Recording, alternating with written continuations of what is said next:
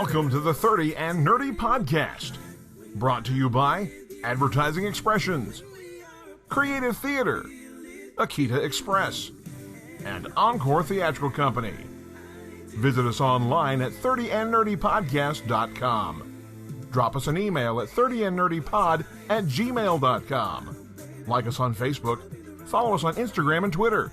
Become a patron of the show at patreon.com/30nerdypodcast. Thanks for tuning in. Hope you enjoy the show. And now, sit back, relax, and get ready to nerd out with your hosts, Josh Davis and Tyler McDaniel.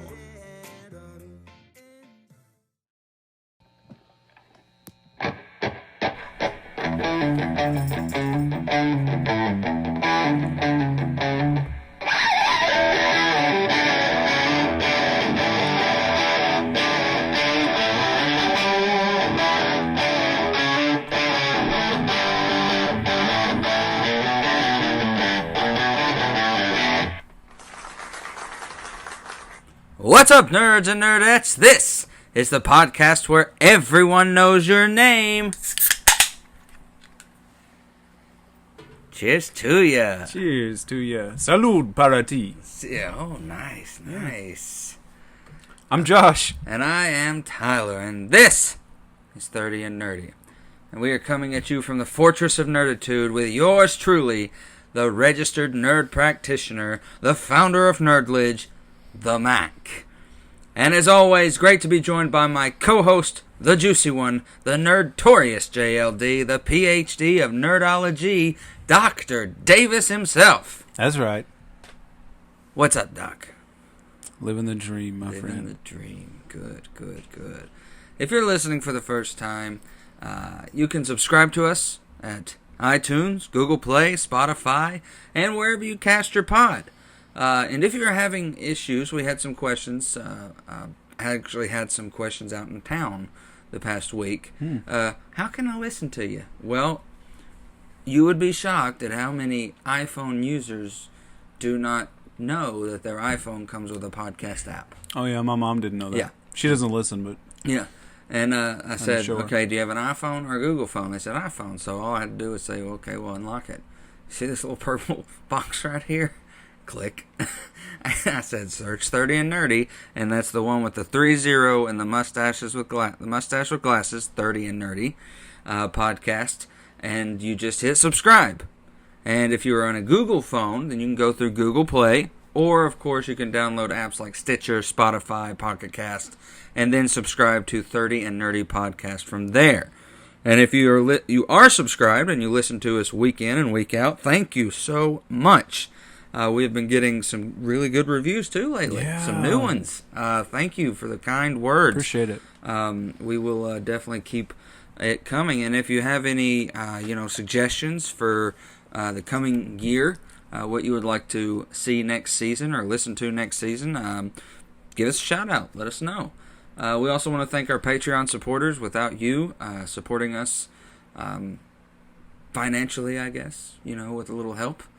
We get to keep this Nerdledge rolling, and we're very thankful of you all. And if you are a Patreon supporter, you get some monthly gifts as well as behind-the-scenes footage and some knowledge on each of us that may help in a contest in the future. You never know. So, last week's episode, brother, we finished our journey to Mount Doom. The long trek. It was a long trek. I felt like I walked for ages. Yeah. 3 movies worth of walking. 3 movies worth of walking. And I dropped a ring in a pit of fire. Yes. So, how's your week been? Great, man. But I got to tell you, I feel 30 for the first time, really. I've never felt so old and out of touch with, your body. No. Well, yes. But, Well, I wasn't going to say, but you look like you feel 30 today. Thanks, man. My story has nothing to do with that. Jeez. I'm trying to say, out of touch with, the things the kids say. Yeah. Why? Because I was talking to my buddy David this week about, these weird things that our students say. He's a teacher as well. Like lit? No, not even that, because I know that one. But what brought it up was I talked about how the kids go, "Let's go!" all the time. Go! It's like, "Oh, we got a worksheet today? Let's go!" Yeah. You know? Well, I would watch, whenever I was watching Peyton play college volleyball, if they had a good play, they'd all just look at each other, "Let's go!" So, after that, we got to talking about the Visco girl. Have you heard about the Visco girl? No. Me neither. I didn't understand. David tried to explain it to me, but he's, in the same boat. He doesn't get it. But apparently a Visco girl is like what the kids say about a girl that wears, like, Crocs and Birkenstocks all the time, and she wears scrunchies, and she carries one of those little thermo flask water bottles. You look so. Is this a choice? Like, I guess, I don't know. They call her Visco girl. I think Visco is a brand of something. Well, I work with a girl in Central Services. She actually works with us part time and goes to Walter State part time, and. Central Services, the nonprofit here in Morristown, it's part of her work study that she's on. She works in the pantry with me. And she told me the other day, she said, "Did you know that Crocs and Birkenstocks are coming back on girls?" Yeah. And I was like, "No." Well, why? And boys too. I've seen. That's just weird. I never wore a pair of Crocs in my life. Our good friend Flafford used to, remember? Yeah.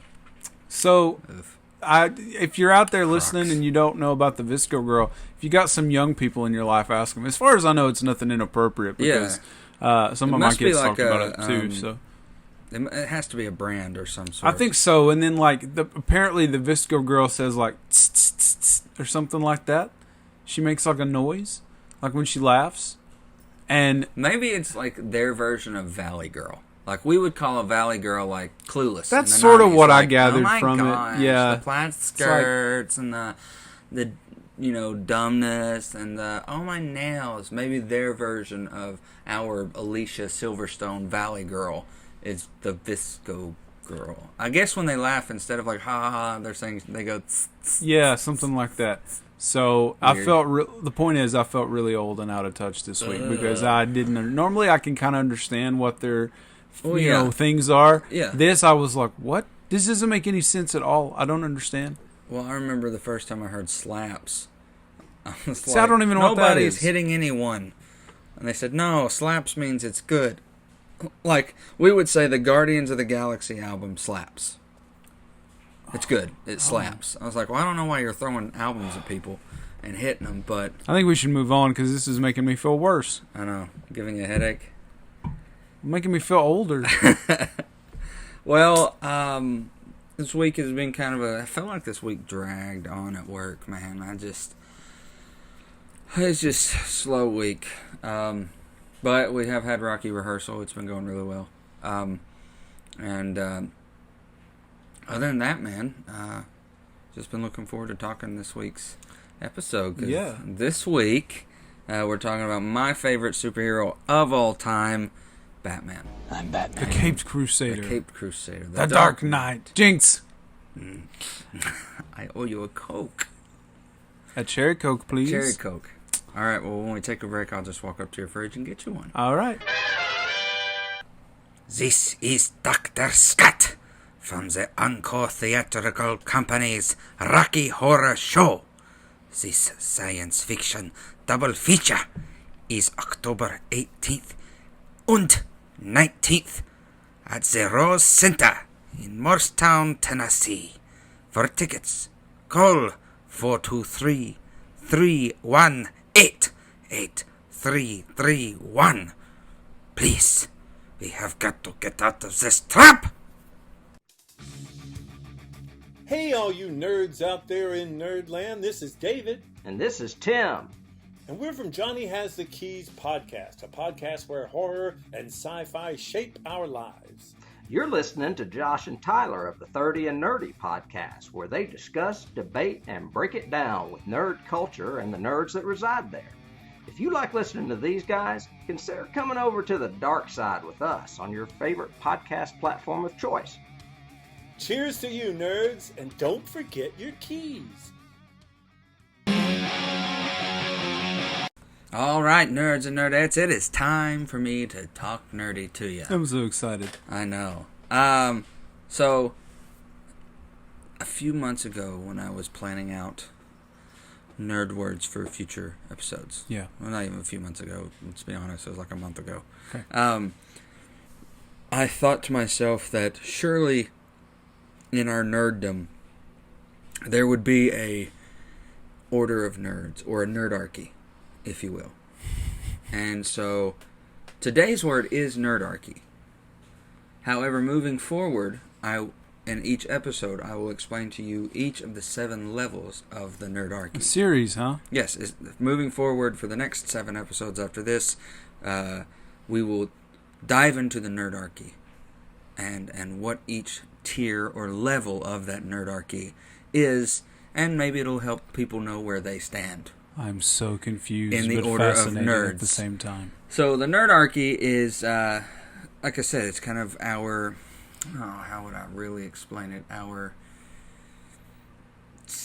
system of basing how good at being a nerd you are, or where you stand. You know, obviously, there are those who aren't as nerdy as some, and there are those who are nerdy on a different level than others. So it's levels of your nerd. Yeah, levels of nerd, or the order of the nerd. Like level 7 nerd. Yes, level 7 nerd, bro. Nerdarchy. It is deemed very disrespectful, though, in the nerdarchy, to try to correct a fellow nerd or give them the "did you know" treatment about their nerddom when they know more than you. For instance, if I was...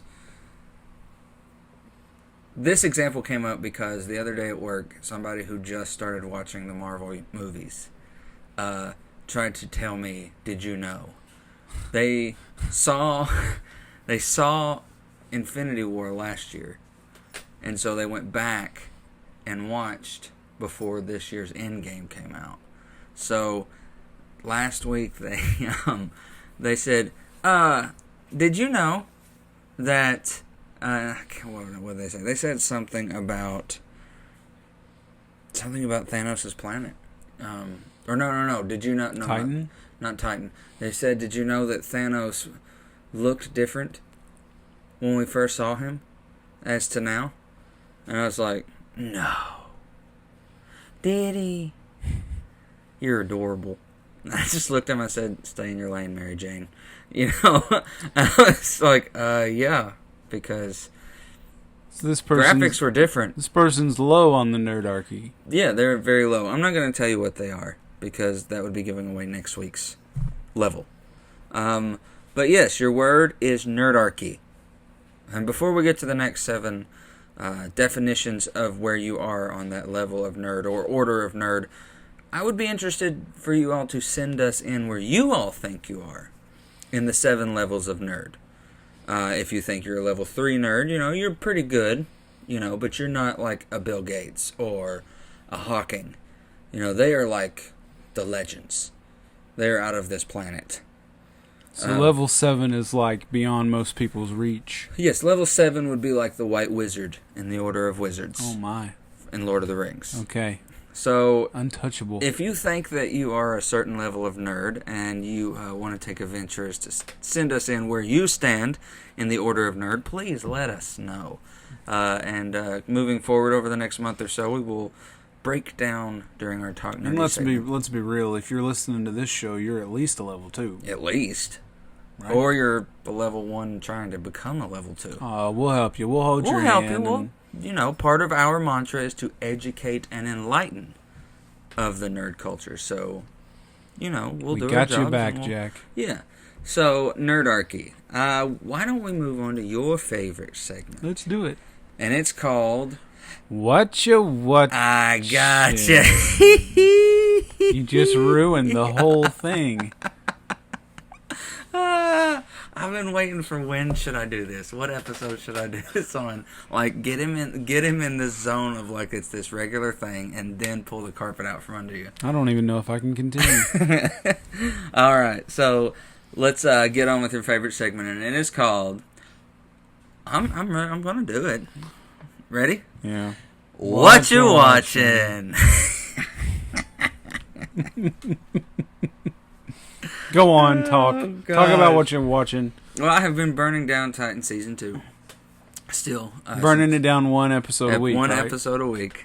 One episode a week. And I actually, Went back and watched some favorite moments of past Batman movies and animated movies. Not whole movies, just like the moment in Batman '89 when it's near the end and Nicholson's Joker is like, "Don't you remember? You created me. You dropped me in a vat of acid. I think I'm doing just fine, considering everything." And then I went back and watched the Batman animated movie Mask of the Phantasm, which is my favorite. The Angel of Death awaits. I've forgotten the great moments that Batman as a character has had, in even if it's just in one episode of a Justice League. Like, did you see Justice League Dark? Not yet. It's really cool. There's this moment where the Angels of Death basically are talking to Constantine and Zatanna, and they're talking about one who fears death, one who knows death, and one walks up to Batman and floats up to Batman and goes, "This one knows death but does not fear it." And he just stands there and stares, breathing at Batman, and Batman just goes, "Boo." And it freaks the spirit out. It's proving that even death is afraid of Batman. Kind of like, oh gosh, it's Batman. That's serious. Yeah, man. I mean, I loved going back, and I love what they're doing in Titans. They just introduced Aqualad, but not Kal Jarom's Aqualad. I know there's technically 3 different Aqualads. Good lord. And this one is technically there's 4 Robins. So yeah, that's true. 5 actually. That's true. 5 now. So what have you been watching? So I started playing around finally with the DC Universe streaming service. Yeah, checked it out. I like it a lot. You said several weeks ago, early in the summer, I guess, that you were watching Young Justice. Yeah, season 3.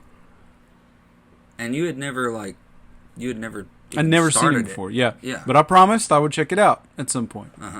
And guess what? I did it. You started. I started it. I watched 4 or 5 episodes, actually. So, where are you at? They've saved Connor, obviously. He's having trouble fitting in. I don't remember. Last thing I really remember was they had some sort of robot or something that was attacking them. And it could speak the name of one of the Justice League members and it could have their powers. Amazo. Yeah. I guess it was Amazo. Yeah. So he has been done so many different ways throughout DC history. Why does Robin wear sunglasses all the time? I don't know.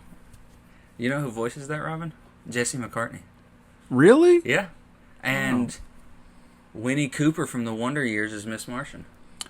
That sounds right. She did now. the voice of the Invisible Woman on the old Marvel Ultimate Alliance games. Oh, she did, didn't she?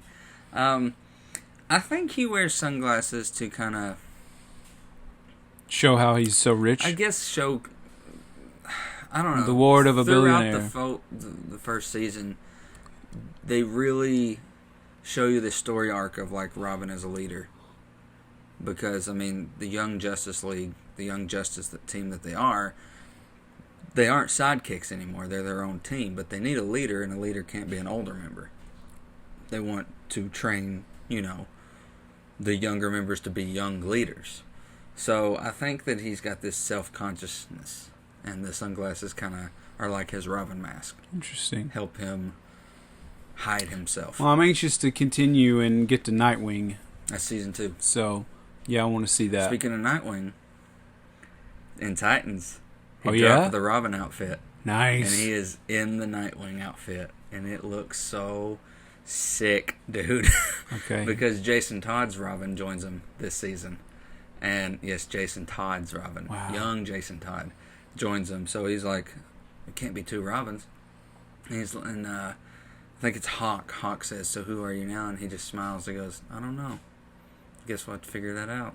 And then that next week's episode shows him in the Nightwing outfit. I was like, oh, Josh has got to catch up. Josh has got to catch up. I'll get there eventually. But also watched Hush.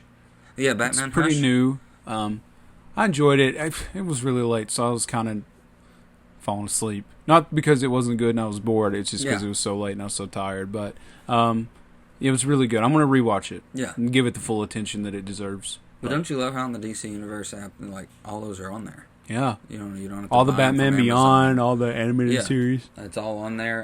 You can even read comics. I saw that. I Pretty actually cool. looked at Like that for a digital minute, comics. but it was so hard to read on my TV. Yeah, you turn. Yeah. So Yeah. I'll probably stick to the old-fashioned way. Absolutely. Sounds like you had a nice little week of what you're watching, and what do you say we move on? Let's do it.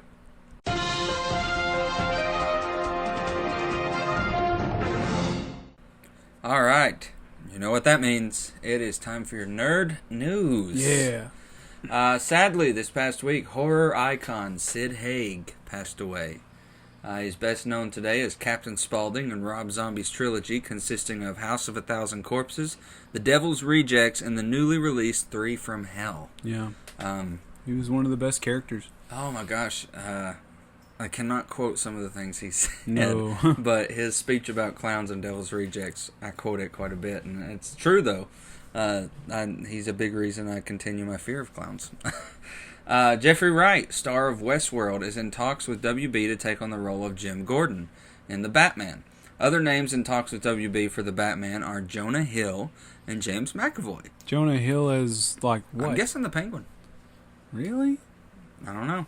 I could see McAvoy maybe being Riddler.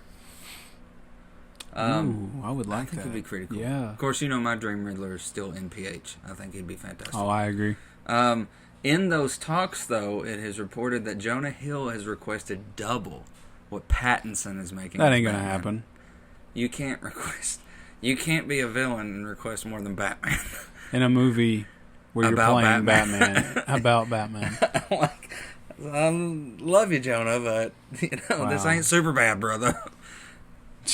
I mean, I don't. When I saw that his name was being dropped and WB had met with him, and so had Matt Reeves, I can't think of him as a villain in Batman. Even the Penguin, like, I just can't see Jonah Hill as a villain. I don't see it either. Moving on, Arrowverse is getting another spinoff. After Arrow ends, there will be a spinoff with the Black Canaries and Felicity Smoke's daughter. This show will take place in a future timeline of Star City. That Arrowverse is never going to end. Well, Arrow is ending. Yeah, I know that. And we are pretty much been shown that we are going to get the death of Oliver Queen Oh, wow. in Crisis on Infinite Earths. So- Already? Well, his show's ending. But doesn't he have like a whole half a season left? No, it's only like a 10-episode season. Wow. Yeah. So Arrow will end on Crisis of Infinite How are Earths. you going to kill him without the Justice League?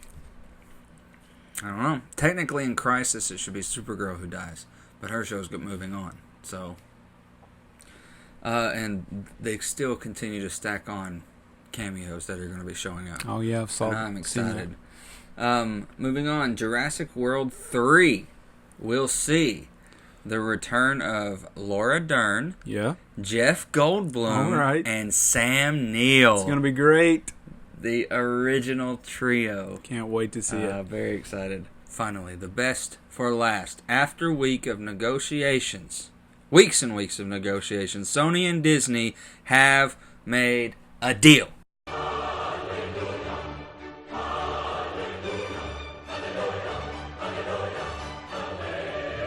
Hallelujah. Hallelujah. Excited, I knew aren't it ya? would all work out. I knew it would all be okay in the end. You were definitely a lot more patient during the past few weeks, and I thought you should be. Mm-hmm. Like, I thought you'd just be like, burning things down, not showing up to work, sitting here looking like the dude in your robe, just like the world is over. But you've been very patient. And positive. My initial reaction was something like, hey, I'm going to burn things down. Yeah. But I decided it's not over yet. Yeah. Let's let cooler heads prevail. Be patient. And It's okay. It's going to be all right. It'll work out somehow.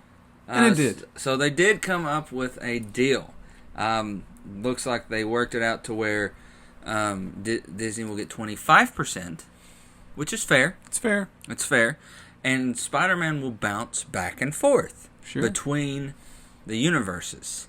And it will be Tom Holland the entire time. Yes. They will finish his trilogy with a sequel following Far From Home. And he will have another crossover down the road in Phase 5. And he will also appear in the Venomverse. So we will get to see Venom and Carnage and Spider-Man Lots altogether. of Spider-Man. So lots of Spider-Man coming forth, and I am sure you are just so excited that probably within the next 10 years you will still see more Tom Holland Spider-Man. I'm stoked for the about next it. 10 years. It's the way it should be. All is right with the world. Absolutely. What could make this better is if Sony just said, you know what, just take him. That would have probably made it better. Cut us a check, and then you can do what you want with him. Just have him. I'd have been thrilled. Because we're not doing a good job. No more red tape. No more red tape. You know what? And saved that for the end for you, since I thought that put a smile on your face. Love you for that. So what do you say we listen to a word from our sponsor? All right. You know, nerds, when we are binge watching Batman or anything else for that matter in our nerd world, we always get hungry and we've got to refuel. 9 times out of 10, we choose Akita Express. Akita is a family-owned restaurant where they treat you like family and feed you until you're full. Full service portions and quality at a fast pace. They honestly believe in providing the best customer service and fast food for a reasonable price. Fresh hibachi grilled food in a matter of minutes. If you haven't tried it, they will find something you'll like. I myself prefer the chicken teriyaki, but they have so many menu items to choose from. 10 out of 10 would recommend. Give Akita Express a try. They are at 3100 East Morse Boulevard right here in Morristown, Tennessee. And when you stop by, tell them 30 and Nerdy sent you.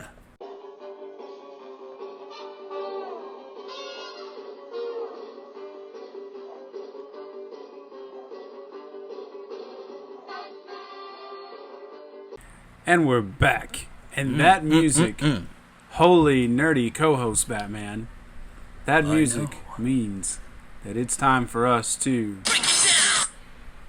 I'm Batman. Gee Willikers, Robin. All right. So, if you don't know Batman, you don't deserve to listen to this show. But you know what? You will know Batman. You will know Batman. Batman is a fictional comic book superhero created by artist Bob Kane and writer Bill Finger. His abilities are genius-level intellect, expert detective skills, peak human condition, utilizes high-tech equipment, and he is a master in multiple styles of martial arts and hand-to-hand combat. And even though this isn't a power, his money doesn't hurt. Yeah. Power of being rich. The power of being rich. I think that, though, even without the money, I think that Bruce Wayne would find a way to fight justice. I agree. That's what makes him great. So I found some trivia, some unknown trivia that some people may not know. Let's hear it. A few little trivia tidbits, bat trivia, if you will. He first appeared in Detective Comics number 27 in March of 1939. But oddly, Batman Day is celebrated in September. Why? Makes no sense. Because this is America. So if he originated in 1939, that means 80 years of Batman. 80 years. Last week. And speaking of 80 years, our friend Zach at Advertising Expressions, right here in Morristown, Tennessee, he made us some commemorative shirts to celebrate 80 years of Batman. It's got our 30 and Nerd. We'll post a picture of it, but it's got our 30 and Nerdy logo, and instead of the mustache, it's got a batarang or the bat symbol with Gotham kind of underlining it. Very cool. And it says 80 years of Batman. He did a great job as always. As always, he does fantastic work. He does great stuff. You can, if you're interested in any of Zach's work, it is Advertising Expressions, and that is at 2103 Morningside Drive, right here in Morristown, Tennessee. His phone number is 423-586-3270. Their website, if you don't live in Morristown, is www.advertising-expressions.com. Or you can email him at Zach, Z-A-C-H, at advertisingexpressions.com. And if you're lucky, maybe he'll sell you this shirt to commemorate Batman Day. It's a fantastic Everybody shirt. should have one of these. Absolutely. Thank you, Zach. It Appreciate really was very kind of you. Thank you. All right, so more trivia, please. Yes, more trivia. He was originally named the Bat-Man. Right. Instead of Batman, one word. Doesn't quite have the same flow, does it? No, it doesn't.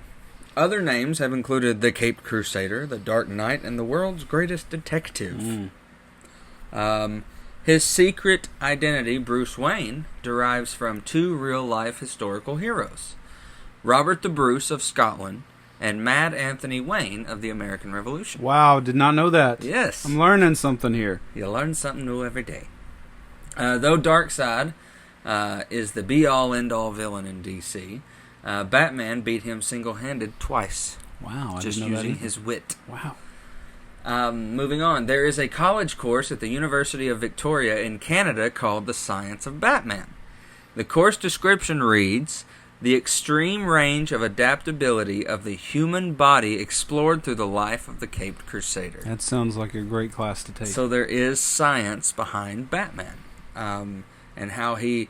I think you even see a little bit of that in Batman Begins, the Christian Bale one, the Christopher Nolan series. Yeah. When he falls through the ice, even Roz says, "Don't warm your arms.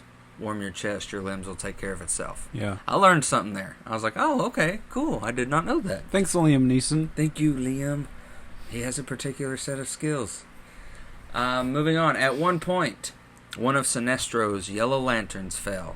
The yellow lantern ring that latches onto elements of fear naturally raced to its closest target, a certain Batman on planet Earth. So Sinestro's Yellow Lantern Corps. Mm-hmm. They're the bad guys. Yeah. They use fear to gain power.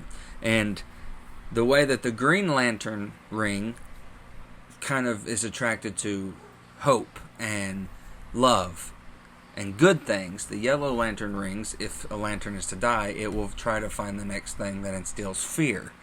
And in this series of comics, one of the Yellow Lanterns died, and the ring came to Batman. I think I've seen some of that. Because he was the closest thing that instilled fear. Moving forward, some more trivia. Though his no-kill methods are widely known, in the early years of Batman, he was a gun-toting, murdering vigilante known for shooting people and leaving broken necks in his wake. Wow. Yes. Wow, not the Batman we know at all. No, he is not. Man, the 30s and 40s were a rough time. It's like Batman versus Superman Batman. Exactly. And moving on, Andy Warhol, famed artist who created pop art, right, directed the first ever live-action Batman movie. It was done unknown to DC and was titled Batman Dracula. I guess him fighting Dracula. Though thought for a few, there's a few copies left. Oh, okay. Like DC has a few copies left, but they've destroyed all the others. Oh man! Like it didn't happen, you know. But I think that's kind of cool. Andy Warhol. You know, like if you're in the artist, world, then Andy Warhol famous for painting and creating an entire style of art.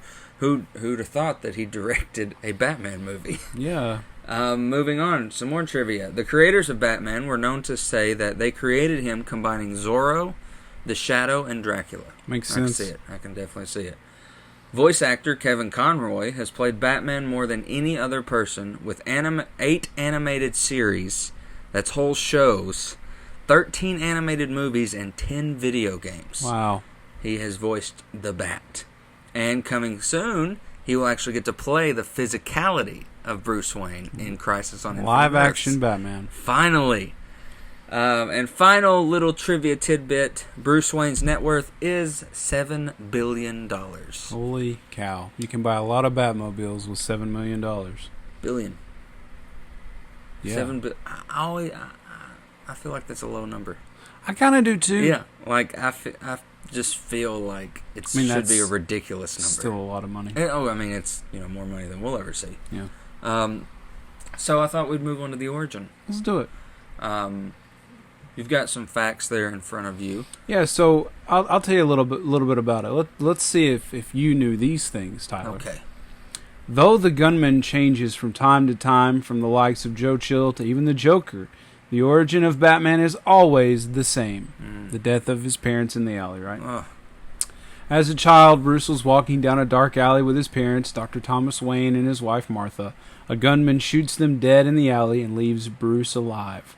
After that, Bruce swears vengeance and justice on crime in Gotham City.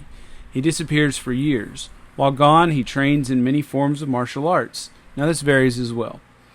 Some origins have him train with the League of Shadows and Ra's al Ghul, and some origins have no mention of who helps.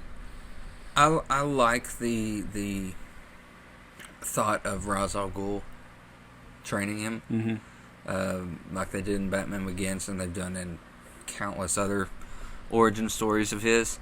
But there's, I think it's Batman Year One that Ben McKenzie voices. He just shows back up in Gotham. Yeah. And there is no League of Shadows that trained him. He just figured it out. He's just trained up and has this idea, and so I don't know what I like more, knowing where the origin, where his skills come from, or just being like, oh man. I like the mystery of not knowing, yeah, just to be honest with you. What did he go through? Yeah. How did he learn this stuff? Kind of dehumanizes him a little bit, like seeing the journey and everything that he goes through makes us, sympathize with him, as we should anyway. He's the hero, but it makes him something more to fear. Yeah, really. When there's more mystery. Yeah, it helps that Batman aesthetic that he wants to go for to derive fear. And if we, as the reader or the watcher, also have mystery, it kind of gives us a little bit of, wow, I'm a little scared of him too, because I don't know where all these skills came from. Exactly. So there have been a lot of people play Batman. More than, actually, I can honestly say there are 2 actors on here, the original men behind the bat, if you will, that I had no idea. Yeah. In 1943, Lewis G. Wilson was the first person to play Batman in the live-action world. To don the cowl. Yes, he was the first to don the cowl. They did 15 episodes of a Batman show. 1943. 43. I wonder if you can see that anywhere. Certainly not on the DC universe. They don't have those tapes. The next person to don the cowl, they did a Batman and Robin movie. Not to be confused with the awful Batman and Robin movie that we had to endure. Robert Lowry in 1949 donned the cape and cowl in the Batman and Robin movie. He looked a little bit more, if you look up comparison pictures, Lewis G. Wilson was actually short and a little husky. Oh. Yeah, a little husky. A lot of people would say he doesn't look like Batman in the comics. But Robert Lowry actually filled the suit out really well. And then, of course, the legend himself, Adam West. Adam West. I don't know. 1960s through the 1980s. Live action and voice acting. He pretty much controlled the cape and cowl for 20 years. One of the most iconic Absolutely. people to do it. I mean, but he also took Batman in the... No, it wasn't always his fault. It was the writers. The camp. That was when Batman was campy. Well, and 1960s TV was a lot different. It was you had Leave It to Beaver and stuff like that going on. So, Adam West was not the first Batman I saw. Obviously, I wasn't alive, but they would show replays, and it would always come on this as a channel that became Turner Classic. Yeah, I don't know what you're talking about. My grandmother would always watch with me the old Addams Family show. And after that show went off, the old Adam West Batman would come on. Right. So it wasn't the first one I saw, but it was the first one I watched longevity. That was like when he had the aunt that lived in the mansion with him? Yes, you remember that? And Cesar Romero's Joker. Yeah. The Eartha Kitt yeah. was Catwoman. And the Riddler. I don't remember. Can't remember his name, but it's actually Mark Hamill's favorite movie villain of all time is the old Riddler. And Burt Ward, who was Robin with that Batman, is actually going to be in Crisis as Old Man Robin. Yeah. It's going to be really cool. I hate that he passed away because it would have been cool to see Adam West. They definitely would have brought him in. They would have brought in Adam West on Crisis. Moving forward, after holding on to the Cape and Cowl for 20 years, Michael Keaton took over as the live-action Batman in 1989 and 1992. Mm-hmm. Batman and Batman Returns.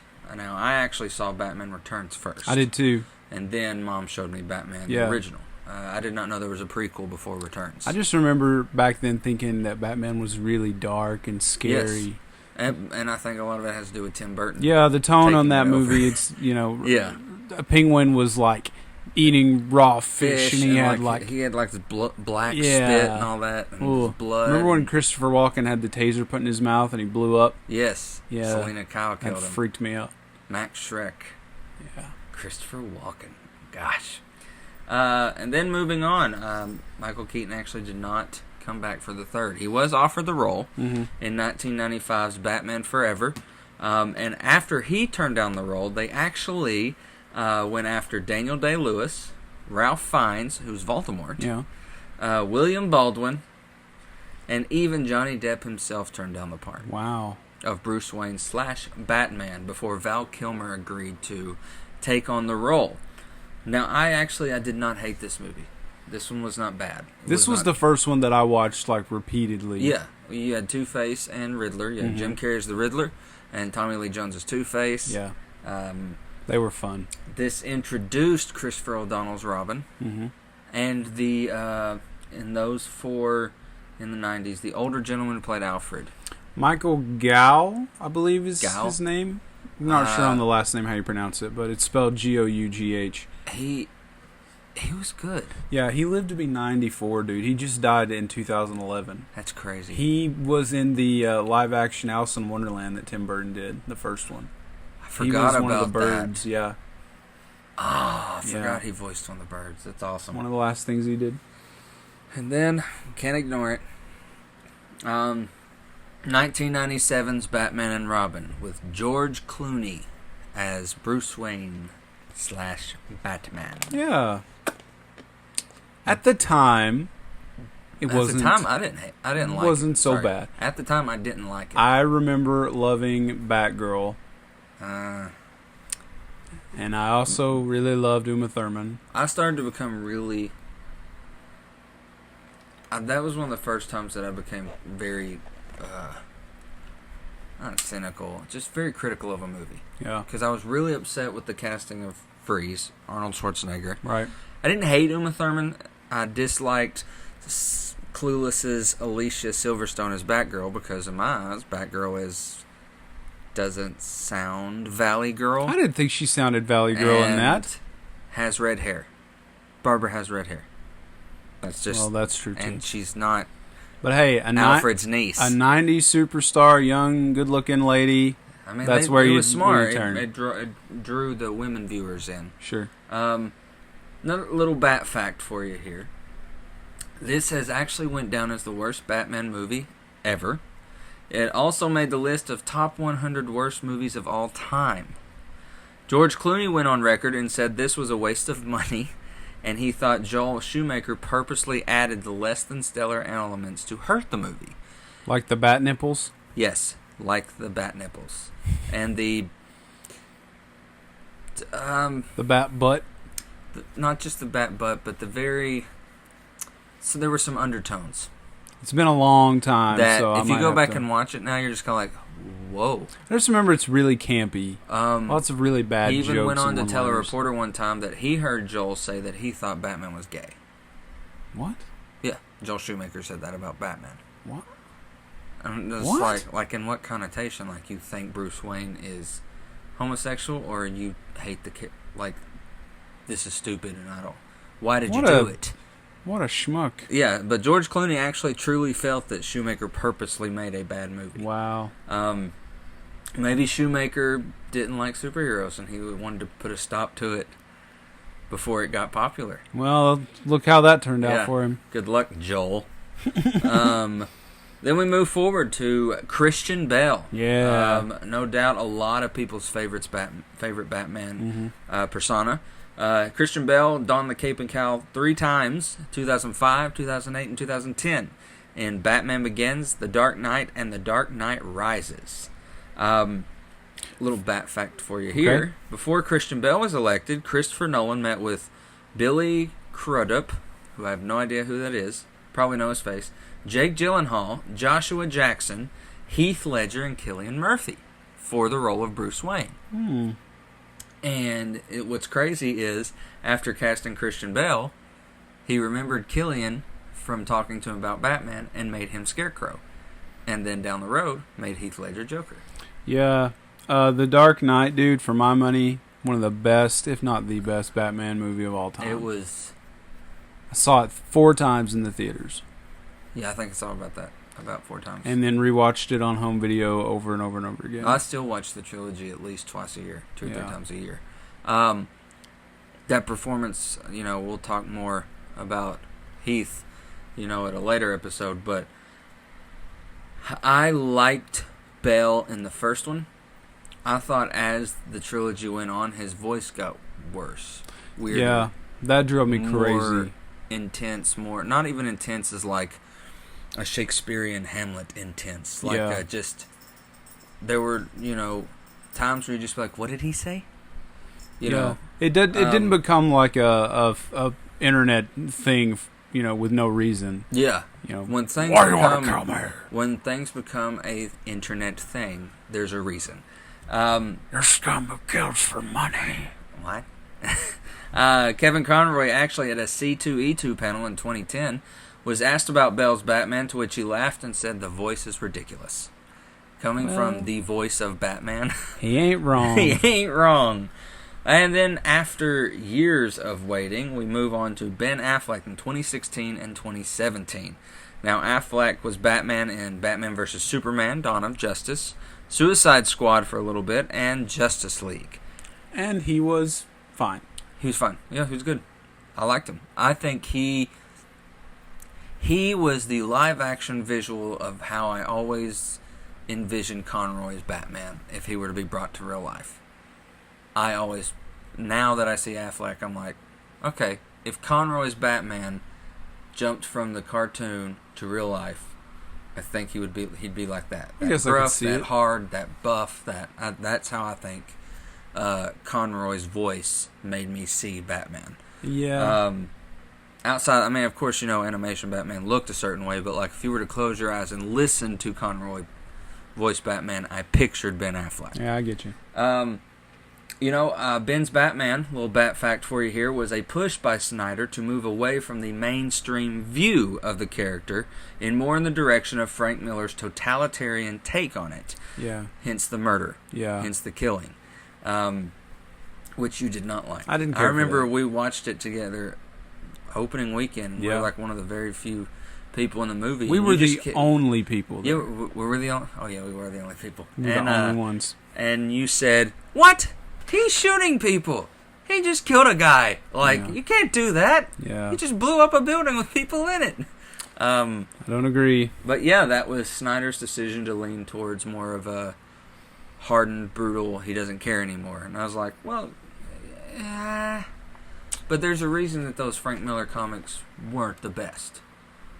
Because that's not the Batman we That's love. not Batman. Yeah. And then, of course, moving forward, we will have Rob Pattinson in 2021. Now, our dear friend and avid listener, Stephanie Gaines, wants us to go ahead and tell our thoughts about Pattinson. Now, I will try to remain calm, more calm than I was, 2 months ago when I went on my Pattinson rant.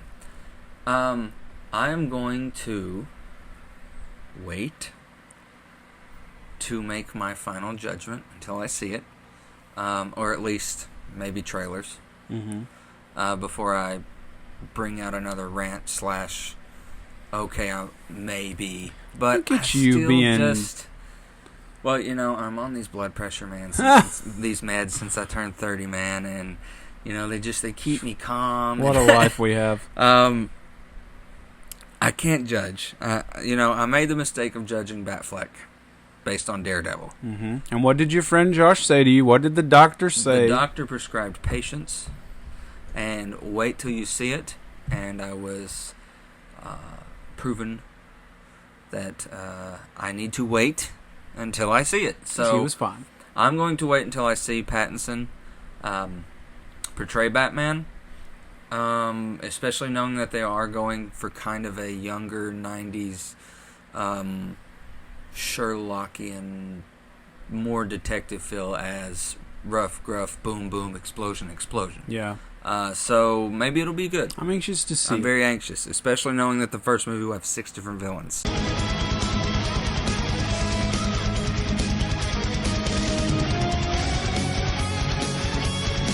So we've talked a lot about live action portrayals Yes. of the Bat. So let's Yes. talk a little bit about animated Batman. The voices behind the Bat. Both of us love animated DC stuff. Yes. They kill it in the animated world. Absolutely, they do. And there's been several different versions Yes. of Batman in these, several different voice actors. Uh-huh. And not just in like the DC animated stuff. There's been a couple of other fun things too that we'll talk about. So let's go ahead and start. Should we start with the big kahuna? The head honcho. The head honcho? Kevin Conroy. Yes.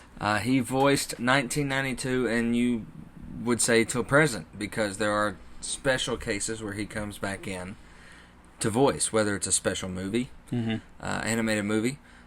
He also voiced the video games. Yes, he did. And he did not do Batman Hush. Yeah, I noticed that. However, there's talks of maybe within the next couple of years he's talked about doing the next Batman He story. did do the Killing Joke. That Yes, was he him, did. wasn't it? That was his last animated movie, was The Killing Joke. Yeah, it was supposed to be Mark Hamill's last one too, wasn't it? Supposed to be. Yeah. We'll see how long that lasts. That did not turn out well. Yeah. From comic to animated movie. Oh, Did yeah. you think? I just felt... Well, I remember when we went and saw it in theaters, you were like, because there's that moment between Bruce and Batgirl. Caught me a little off guard. Yeah, it was just weird. Now, apparently, this is not the first time that something like that had ever been hinted at. Yeah. It was the first time I had ever seen it, though. Mm-hmm. So I was a little taken aback. A little taken aback Caught by off the guard. relationship. Yeah. Some of you already know what we're talking about. If not, you can look Check it up. out The Killing Joke. The Killing Joke. Yeah. There you go. Actually, you know what? Before we move on, there's another live action person we forgot. Who's that? The kid from Gotham.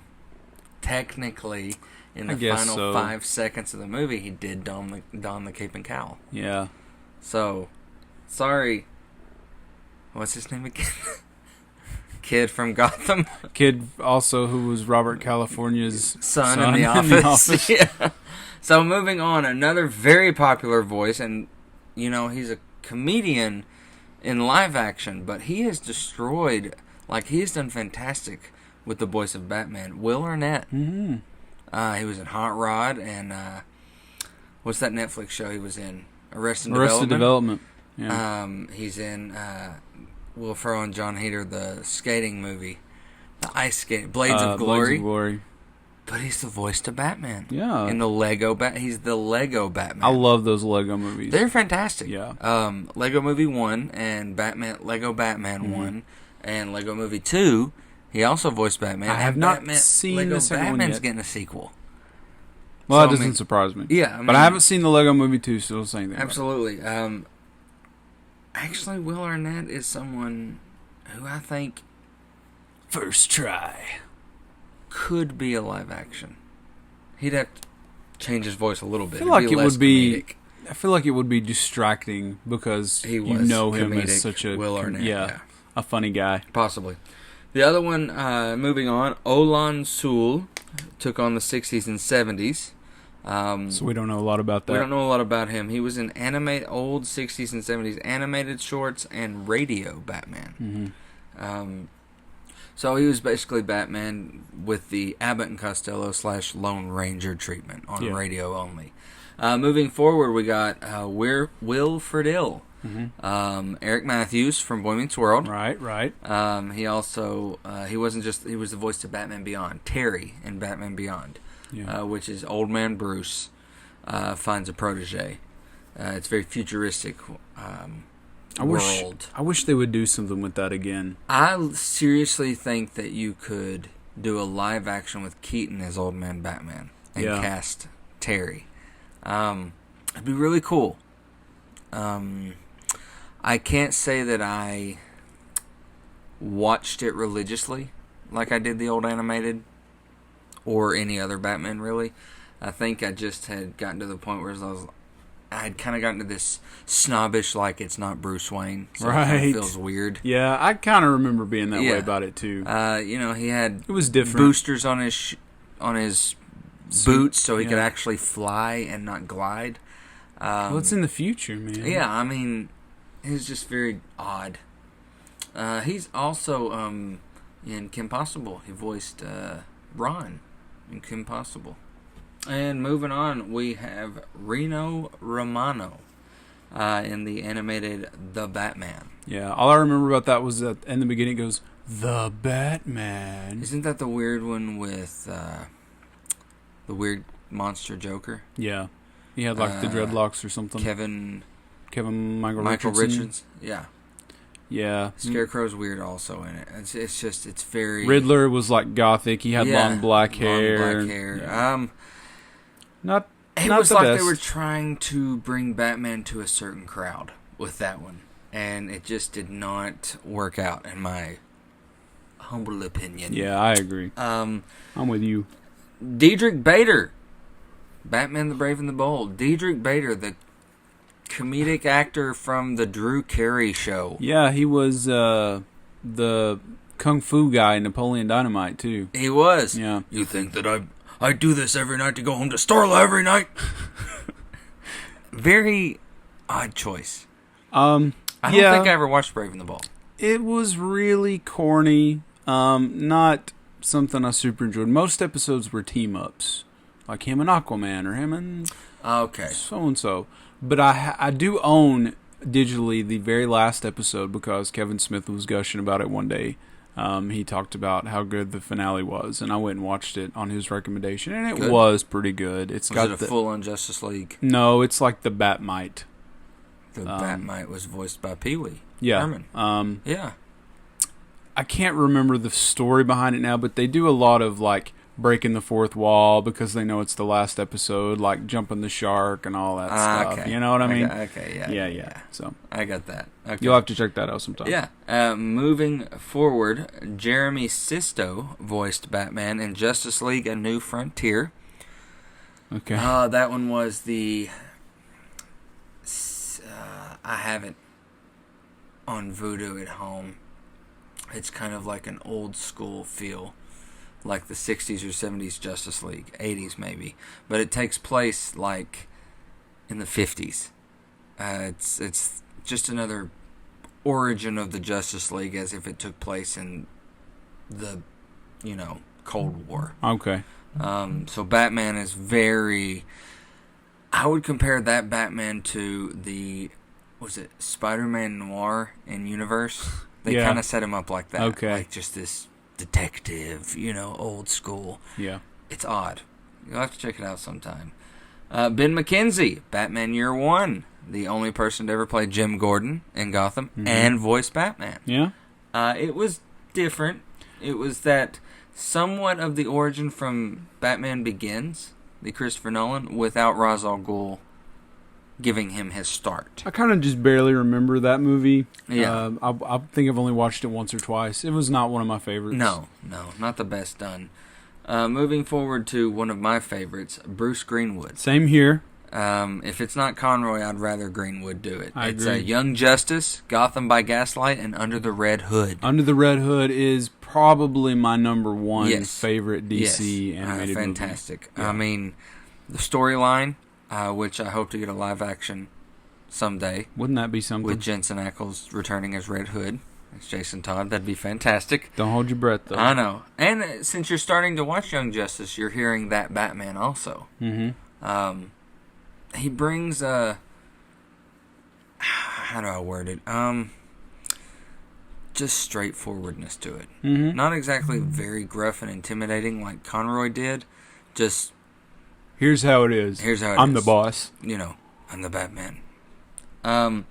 Moving forward, we've got Jason O'Mara. Another good one. Especially if she's seen Justice League War. That's a really good one. It's another origin of the Justice League, and it all starts with Darkseid. It's really cool. I've just seen bits and pieces of that one. He also did Batman Hush, which you just watched. And pretty much if it's not Conroy or Greenwood, they go to Amara. And he's not a bad one. And then moving forward, the probably less known voice of Batman is Bruce Thomas. Back in the 90s and early 2000s, OnStar did a commercial with the Batmobile. Even Batman needed help from OnStar, and he played the voice to Batman in those I didn't even commercials. realize, first of all, that OnStar was a thing back then. Yeah. They could not get the live-action Kilmer and Clooney's. They could not do the movie Batman to star in the commercials, so they casted their own Batman. Wow. And it was this gentleman, Bruce Thomas, and he also played in the early 2000s Birds of Prey show. Okay. In the flashbacks where Barbara Gordon's talking about Batman saving her life, and he voiced the Batman at that point. So that is the voices behind Batman. Hopefully one day we will add What a crew. Tyler McDaniel to the list. Well, one I can hope. I think I could do it. One can Batman. Hey, I'm convinced. Good. All right. Call WB up Call right WB now. right now. Sign the contract. You heard it here first on 30 and Nerdy. So moving forward, Batman has no short list of allies. From his team-ups with like Flash, Superman, Aquaman, Wonder Woman. But he has his own Bat family, that's known as the Batman family. And in some comics called Batman Incorporated. Let's just run down this small list, and we'll talk a little bit about them. You've got Alfred, the faithful butler. And sometimes Alfred is like a warrior, like he's a fighter too, and he's got maybe a little troubled past. Yeah. And he sort of trains Bruce up a little bit.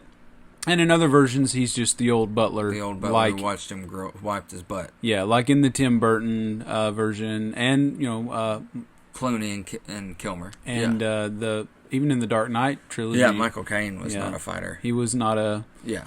I was not intimidated by Alfred. By Michael Caine. But sometimes you get the Alfred like in Gotham, who was like, good one. Don't mess with Alfred. Batfleck, you felt that Jeffrey Rush's Alfred had kind of, not Jeffrey Rush, Michael... Jeremy Irons. Jeffrey Rush.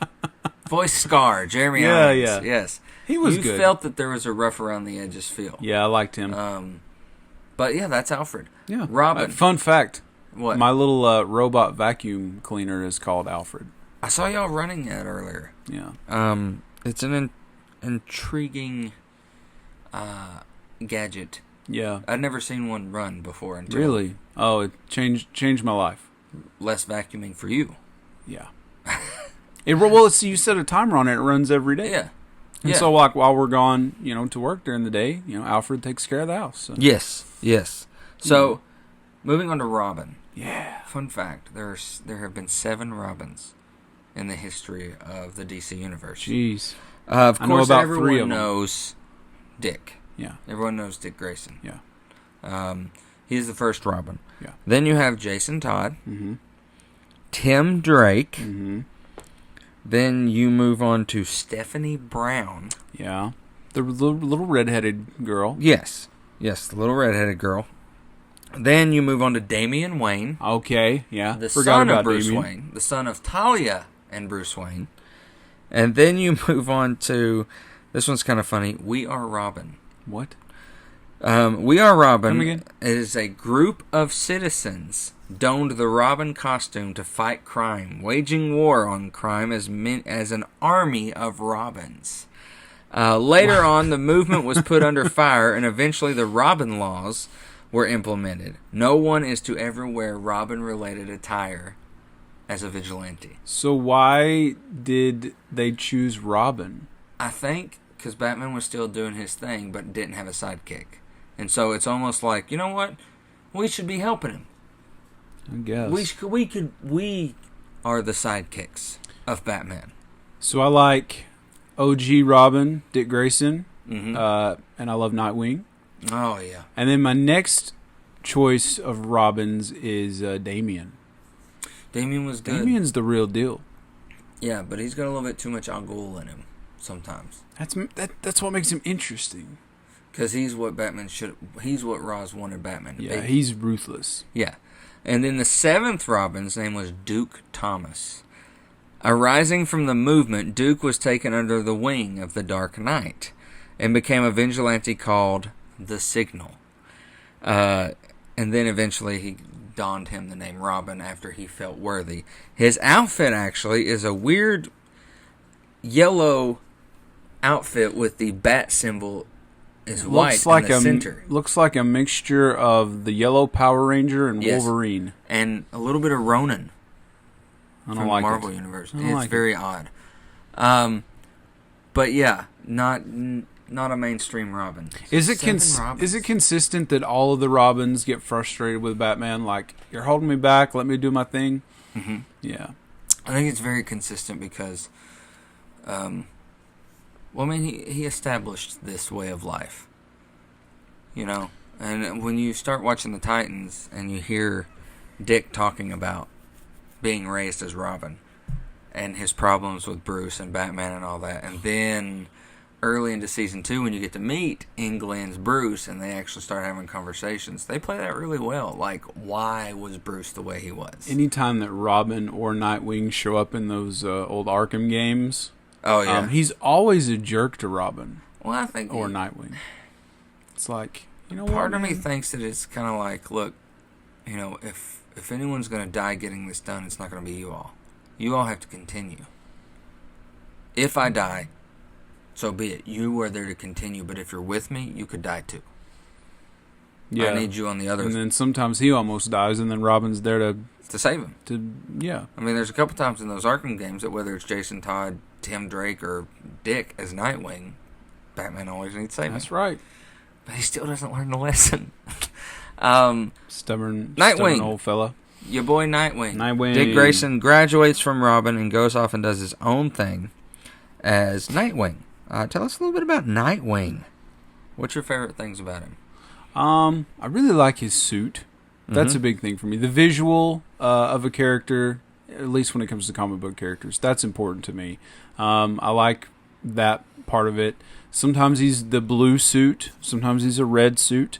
He uses those Electric baton type things. Yeah. And a few of the other bat gadgets. He's fun to play with in the games. Yeah. Very quick. Yeah. Very fast. Very just boom, boom, boom, boom, Yep. boom. Not as slow tactical. Just fast. It's really cool. Yeah. But yeah, moving on. Batgirl. Barbara Gordon. Daughter of Commissioner Gordon. Mm-hmm. We have seen many faces of Barbara Gordon. You've seen Batgirl, you've seen the young commissioner's daughter before Batgirl, and you've even seen post-paralysis, The Oracle. the Oracle. Now, the storyline to that is the Joker shoots her, paralyzes her, and she's unable to be Batgirl anymore. So she is also this brilliant computer mind and becomes kind of like the home base expert. Batman's personal hacker. Yeah. She's in his ear all the time, and she's like, hold on, let me get this. Beep, beep, beep, beep, beep. All right, I'm in. Right. CCTV says that, blah, blah, blah, or Yeah. Gotham TV, or blah, blah, blah. So, I don't know. I love Batgirl in action, but I love Oracle. I love that partnership. I love the whole, like, Oracle, I need this. You know? And she's like, I'm on it, Bruce. Yeah. And it's really cool. I actually have a really good friend who's living in LA right now who has a YouTube series called, it's a movie. It's a mini movie. The first one's called Friday Night in Gotham. So it's a fan film. Yeah, fan film. Okay. And it's on YouTube. It's called Friday Night in Gotham. And she plays Batgirl. She's fantastic. Her name's Heather. And then they just did a sequel called Saturday Night in Gotham. And it's really cool. It really is really cool. And the third one should be Sunday morning Sunday in Gotham, morning. when all the villains Wake- go to church together. They go to church and Barbara wakes up hungover and bruised and, and battered, and she's drinking coffee. So moving on, Batwoman. I don't know a lot about she's a little Batwoman. more new. Yeah. Really debuted in the Bad Blood storylines. And she is actually Catherine Kane, or Kate. if you will. Now, the comics, she is a wealthy heiress who is inspired by Batman. Mm-hmm. No relation whatsoever. And she is actually, she's gay. Mm-hmm. She's one of the first outed lesbians in the DC universe. Right. And that was a big movement, and it's fantastic. The series that's coming out on CW, though, is making Kate her... Siri? It's the Oracle trying to hack into our podcast. Trying to listen. Goodness, Siri. There's too much knowledge about Batman being shared you're not supposed here. to know this much. You're supposed to ask me. They are making her his cousin. Yeah, that's right. I actually just saw a trailer for the show. Alice is the bad guy. Today, I guess. Yeah. Alice of Mad Hatter. The Alice becomes bad and is tormenting Gotham. Hey, why not? And yeah, why not? And they have made Kate, and Lucius Fox's son is her go-to right-hand person. So they've got character connections in the show. And it's just interesting making her his cousin, and he's vanished and disappeared. Very smart considering that they can't use him just yet. So are you going to watch it? Heck yeah, I'm going to watch it. I'll be honest with you. It's DC and CW, man. You know I got to watch it. It doesn't sound very interesting to me. I know. I think it's because it's decently new. I think a lot of people will be like, Batwoman, when did she come along? And if you didn't read or see the one animated movie she was in, she is in Bad Young Blood. Justice Season 2 for a little bit. Was Bad Blood the one Bad she Blood was was in? the one she's in. And that's the one where he gets abducted. If you tell me that it's really good, okay, we went over more this. than once or twice, More than once. then I'll consider. If I tell you it's good 3 times, yeah, then give it a try. I'm gonna take notes. Add it to the list. Keep tallies on how many times you recommend it, and after the 3rd time, then I have to do it. It has to be 3 separate times. You can't do it 3 times in a row because you want me to see it. So, like, after episode 1, hey, maybe you should check it out. Episode 4, seriously, Josh, maybe you should check it out. After close to the finale, Josh, you really need to catch up before this finale so we can watch it together. And then that's when I'll say, yeah, I'll do it Okay, eventually. I'll do it. Okay, I'll get to it And then next I never year. do. All right, let's move on. Moving on to Catwoman. Selena Kyle. Yeah. Everyone's favorite, not hero, but not bad guy. I wouldn't even call her anti-hero. She just is. She's a cat burglar with the heart of gold. Sometimes. Bronze. Heart of bronze, maybe. Definitely not silver or gold. No. I love Catwoman. There's those... I think it was last year they released the series where Earth 2 Catwoman shows up, and... because Earth 1 Catwoman died. So Earth 2 Catwoman is who Batman ends up marrying. Oh. I know. All these multiple Earths, Jeez. man. You're going to be confused once Marvel dives into the multiverse. I don't know. I feel like I've seen a lot of multiverse stuff, but the difference is if you have like a Spider-Man from another universe, he's Spider-Man, but there's some big major difference about him. Like it's not Spider-Man and Spider-Man. Okay, well, this Earth 2 Catwoman had a different costume. Oh. Yeah. Well, enough said. I love Catwoman, though. So, moving on. Jim Gordon, detective, commissioner. Sometimes he's like... anti-Batman? Yeah. Sometimes he loves Batman. I was trying to get to the idea of like sometimes he's like a really great cop and a great detective and it's like really helpful, and sometimes he's just an idiot, like in the old Tim Burton Batman movies. Oh, God. He was useless. They did not do justice to Jim Gordon in those Yeah. movies. In any of those 90s movies. Nope. But the animated series is great. Mm-hmm. Gary Oldman in the Dark Knight series was a fantastic Jim Gordon. Oh, yeah. J.K. Simmons didn't really give a chance. Yeah, didn't get enough of that. He was fine, though. Yeah, it was fun. But yeah, Jim Gordon, detective, father of Batgirl, and commissioner. Sometimes he knows who Batman is, sometimes he doesn't. Sometimes is that he right? doesn't. Yeah. Yeah. Sometimes he does. And what did you think about Ben McKenzie's Jim Gordon in Gotham? I hated him. I know you didn't like He it. just grunted all the time. Well, he had to Damn, Jim Gordon. Americanize himself. He's actually British in real life. And a lot of British people who are having to play American, like, that's how they play American. Yeah. Lee. I just did not care for him at all. Oswald. He was really... Where's Oswald? Jeez. He grunted more than Christian Bale's Batman. He just had this, it was like the same voice, the same tone, the same everything all the time. I felt like he was very, like... Jim Gordon was just stale throughout that whole show. Yeah, he didn't make you just fall in love. No. Very stale character. Seeing as how he was supposed to be the lead. This is like before Batman. Yeah. Gordon should have been a stronger character. Which is why, like, from the beginning, I was like, I just really don't see this being You used to call it SVU for DC. Yeah. Yeah, that's all it is. And you know what? About 75% of the time, that was true. Yes. Up until about season 4, season 5. Yeah. We talked about Gotham one other time, though, so we can probably skip on. Lucius Fox. Yeah. He is Morgan Freeman. Morgan Freeman. In the Dark Knight trilogy. He's like the tech guy at Wayne Enterprises. Builds the Batwing. Pretty much designed all the gadgets. He is like the Q. He's James Bond's Q as to Batman. Yes. Yeah. And it's funny, you know the Lucius Fox in the Arkham games? Mm-hmm. Which he only appears in Arkham City and Knight. Yeah. He is voiced by... That guy actually went on to voice a character in Fortnite. Those people who created Fortnite got him to, like, pro bono do a voice for them. And that's pretty cool. Seeing as how, you know... He's not like this massive voice actor. It's not like they got Mark Hamill. Mm-hmm. But he had done the Arkham games before Fortnite. So, I mean, if I were the Fortnite creator, I'd be like, we got Lucius Fox from Arkham Knight. I mean, come on. But, I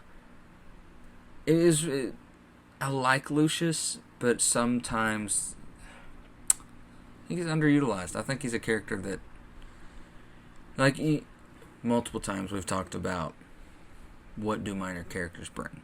Mm-hmm. And I think that Batman needs a Q that James Bond had. I think Lucius should always be used in some form or fashion. I hate that the old ones did not have Lucius, because the comics did. Right. Even in the 90s, the comics had Lucius Fox. As long as he is a part of the Wayne Company Enterprises. Yeah, they should use him. Well, it's just like, if he's there, everything's going to be okay, because that's Bruce's most trusted ally in the company. Aside from Alfred. In the company. Yes, in the company, it's Lucius. So he kind of is like the guy that's taking care of all the Batman stuff and covering for Bruce. Yes. At Wayne Enterprises. And I that's love in why he's important. It's Dark Knight, where he's like, so let me get this straight. You think that your boss, the richest man in the world, or in Gotham, is parading around in a black and your plan is to blackmail him? Yeah. That whole scene, he's like, good luck. You know, I love that. Way to dodge a bullet there, Lucius. Oh, yeah. Thank you, Lucius. And that is the Batman family. Now, you could easily go on to say that there are some other not immediate family. Mm-hmm. Like, I would say Superman is part of the Bat family these days. Yeah, but Superman would be like, no, this is the Superman family, and you just happen to be a part of it, because I'm Superman. I'm Superman with my red cape and justice for all. Ha ha ha, and my curly hair, the little curly Q. How does anybody not know that that's Clark Kent? That drives me crazy. Like, if I were to take my glasses off right now, would you be like, who the heck are you? You're not Tyler. Someone call the cops. Yeah, I guess in the 1940s, those little details weren't very important. No, they were not. Or whenever Superman started. So, we've talked a lot about the voices, the men behind the mask, the family. What are just some of your Bat thoughts? You know, let's go through here and let's talk about, like, Batman 1989. When someone says Batman 89, what do you think? I think about Jack Nicholson. There was like a scene where he's messing with all these paintings or something. He's got this loud music playing. And yes. You know In what the I'm talking museum? about? Yes. Yeah, and he's marking on stuff and trashing the museum. I think that's what happened. Yeah. I've only seen that one a handful of times. He ends up sitting down with Vicky Vale. Yeah. And just talking to her. Actually, I think of The Parade. And, it's to the song Trust. Prince did that entire album. Did That's you know right. that? Yeah, I did know that. He's at the parade and he's dancing and everyone's and his laughing gas is spraying and he's dropping money and I think of that scene too where it's like trust. Maybe that's what I'm thinking of. But was there a scene with a museum? No, there is. He's running all the art because I'm visualizing that because he talks to him dancing. He's like, Lawrence, give me some music. Yeah. Okay. He's got the boombox with him. Batman Returns. I remember the Penguin. Danny DeVito is the Penguin.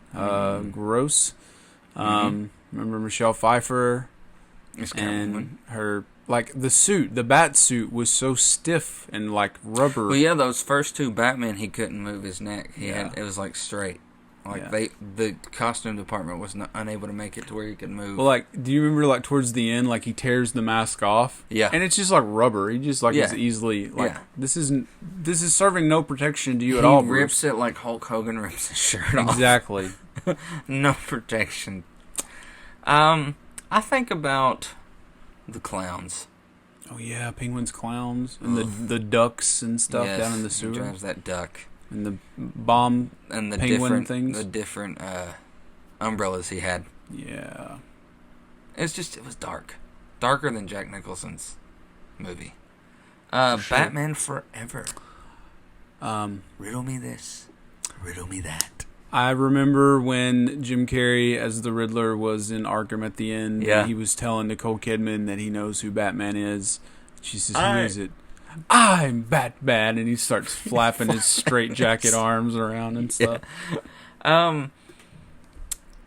I think about the circus scene where the Graysons fall. Yeah. Thanks to Two-Face. Mm-hmm. Introduced us to Chris O'Donnell's Robin that I was not massively a fan of because growing up a Batman fan, Robin's a kid when he starts out. Yeah. Kind of. And I felt like Chris O'Donnell's an older Robin. The age he was in real life should have been Nightwing. But the age he was apparently playing, and it was weird. I guess I can agree with that. I didn't have a problem with that at the time, I thought Tommy Lee Jones did pretty decent. Love Jim Carrey as the Riddler. Yeah. Moving on, Batman and it's hard to finish this. Robin, Batman and Robin. I remember.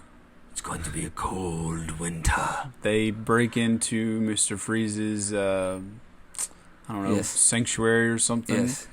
And he's got all these dudes that he sends out after Batman and Robin's like, oh, look, it's the hockey team from hell. Yeah.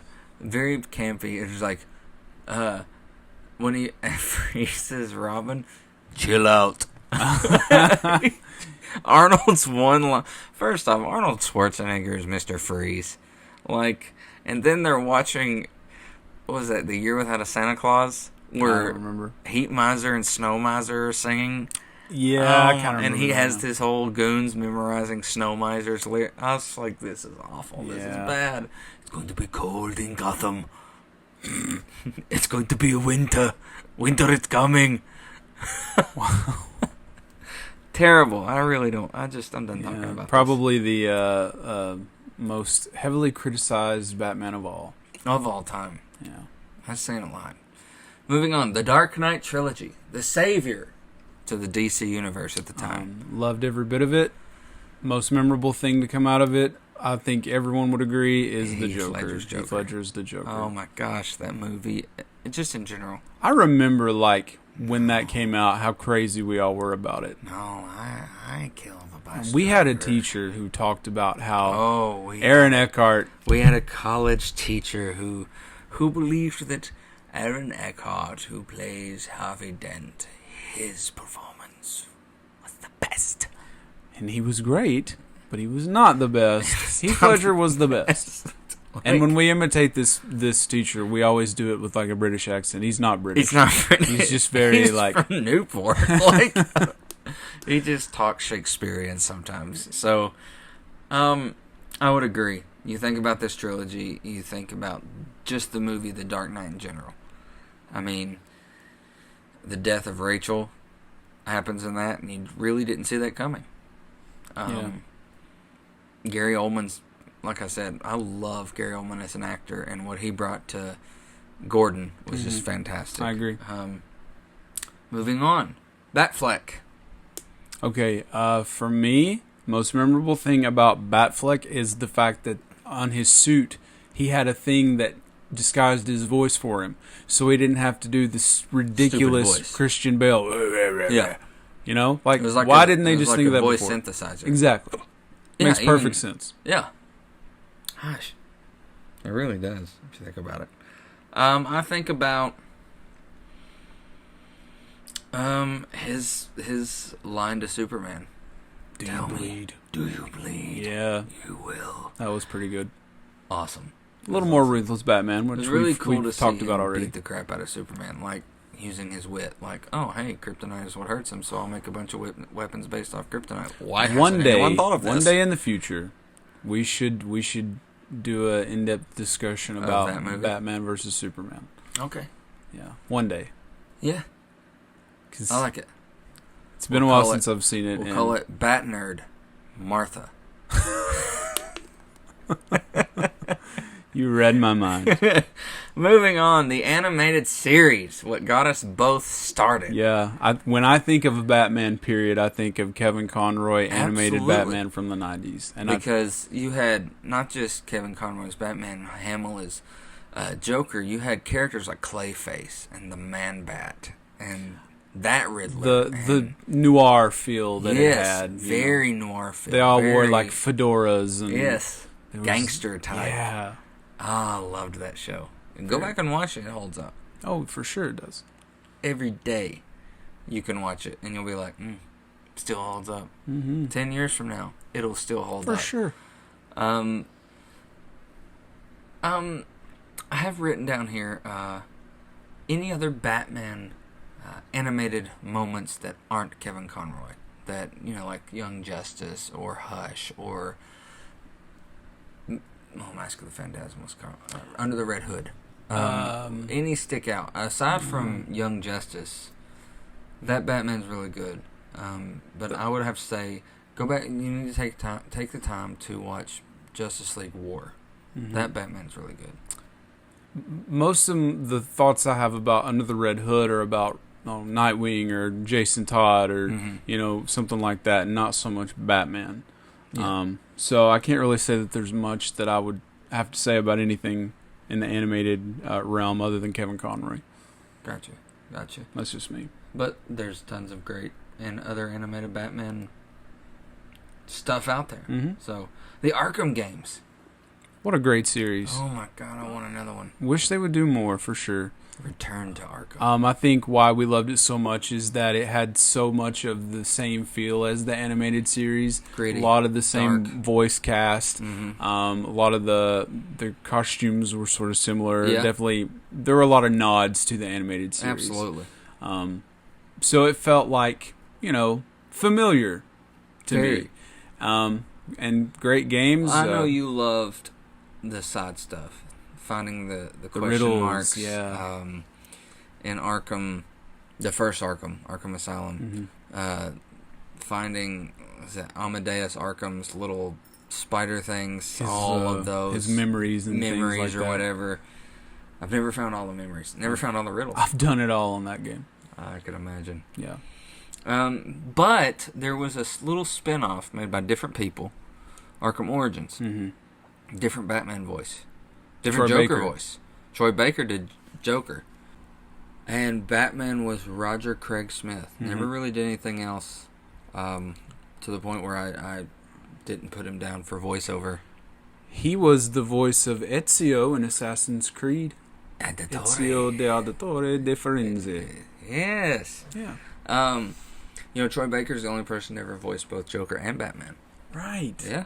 He did it on the new Teenage Mutant Ninja Turtles versus movie. Batman, which is just garbage to think about. You didn't watch it yet? No. Oh. No. Might not. I'm sure there's some people out there who will love that. They're probably sitting there like, how dare you? That was a fantastic story arc. This is like a little off topic. Do you ever remember there being a storyline in the Power Rangers where the Teenage Mutant Ninja Turtles, and they saw each other and they went, "You're real? Yeah, you're real? You're real?" Yeah. It's kind of like the M&M Santa Claus commercial. He exists. They do exist.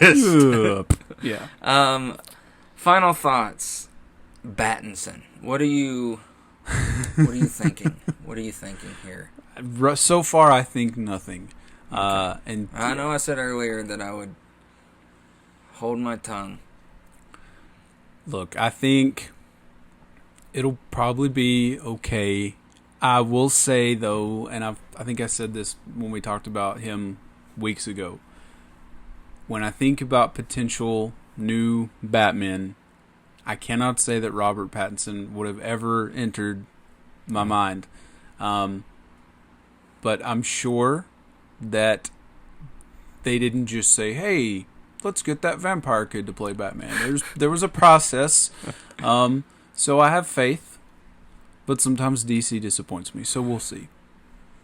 I just need to see more first. I'll leave it at what I said. I will. Believe me, nerds and nerdettes, you will be the first to know what I think whenever that movie comes out. Well, I'm proud of you for trying to reserve your judgment. Absolutely. So, any other bat thoughts before we finish up with a little Q&A here? Nope. Good. Just that I love Batman. Mm-hmm. Most people do, I would say. So we had 3 questions. Let's do it. At Pop Culture Brews, they're a podcast on, and their Twitter handle is at Pop Culture Brews. Asks, what beer would Batman drink? It would be some sort of like fancy, sophisticated Dos Equis. Stay thirsty. Because he's the most interesting man. Oh, I like whatever. that. I like that. I would say that he would drink a PBR. No. Definitely not PBR. You can't just say it normal. You have to say PBR. PBR. Tastes like America. I got this whole 24-pack for $11. I'm gonna go watch some racing later. Shoot my gun.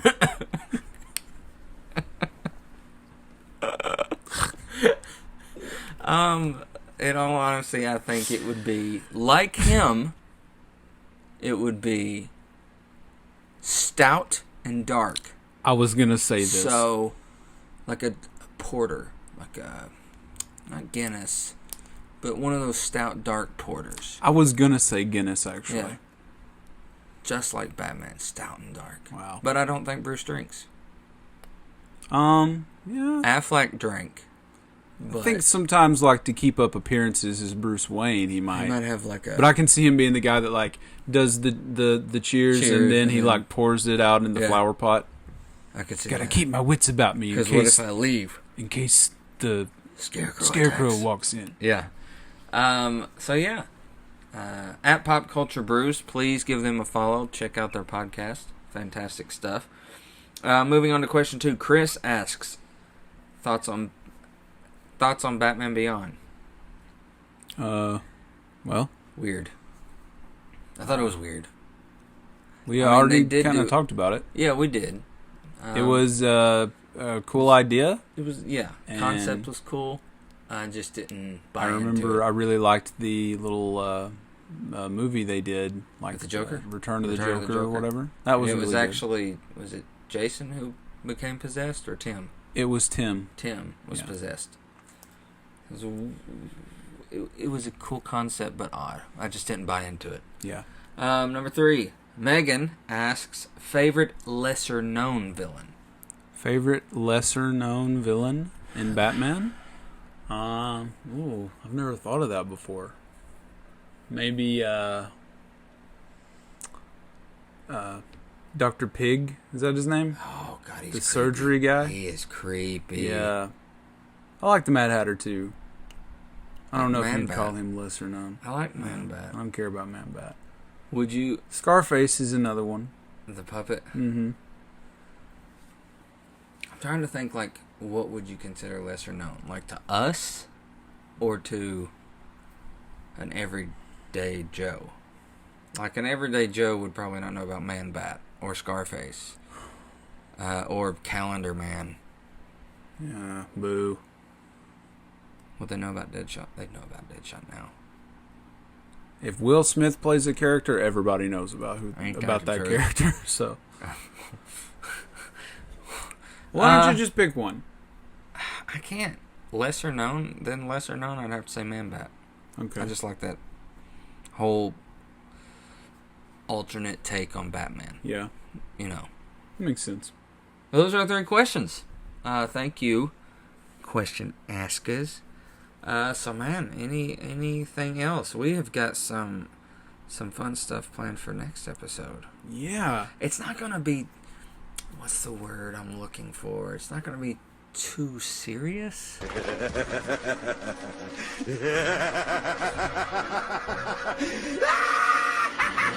Oh my goodness. Well, if that's not a dead giveaway, I don't know what else to tell you. But next week we are going to talk about the Joker. We've done the yin, we have to do the yang now. Absolutely. We did the light, now we have to do the dark, or is it vice versa? I don't know. But we're going to check out the new Joaquin Phoenix Joker movie Here in a few days. Here in a few days.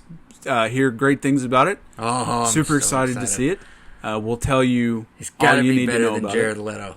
Tell you that much. Well, it Can't probably get much worse. won't take much to Jared be better Leto than that. should have been in George Clooney's Batman. Oh, ouch. Dude, I'm excited. My favorite villain of all time. Mm-hmm. Excited to see the movie with you, and nerds and nerdettes, nerdskis all over the airwaves. You're going to have to wait and listen to our breakdown of the movie and the character. Yeah. So, man, I think that's about it. Well, before we go, we should also remind you that we are going to be at MarbleCity ComiCon in Sevierville, Tennessee, November 16th and the 17th. Yes, and listen, they have opened up an opportunity, and Jay and Silent Bob are going to be there. But if you want to view their movie, you have to get tickets. If they do not sell out the theater, they will not show the movie. So you have to get on MarbleCityComicCon.com and buy tickets. It's the most inexpensive showing you will see across the country. More inexpensive than other cons and theaters around the country. Marble City Comic-Con has got a fantastic deal, and Kevin Smith wanted to do this for us here in the Southeast. So please do not let Silent Bob down. Please get on the side. Or us. We're going to be there. And we want to see the movie with Kevin Smith. Yeah. So please purchase the tickets. Do it. And we will post a link where you can also purchase tickets this week. Yeah. But other than that, man, this has been great. It's been awesome. Awesome. And Been fantastic. It's been bat-tastic. bat-tastic. Bat-tastic. Can't get any better than that. Can. So I guess I'll see you next week. Same Bat bat time, same bat channel. All right.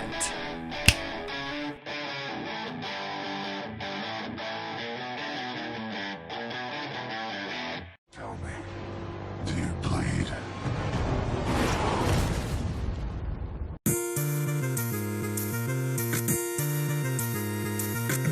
You've been listening to the 30 and Nerdy Podcast with your hosts, Tyler McDaniel and Josh Davis. Brought to you by Encore Theatrical Company, Akita Express, Creative Theater, and Advertising Expressions. Find us, follow us, and like us on Instagram, Twitter, and Facebook. Visit our website, 30andnerdypodcast.com. Got something to tell us? Drop us an email, 30andnerdypod@gmail.com. Until next time, cheers to you, nerds!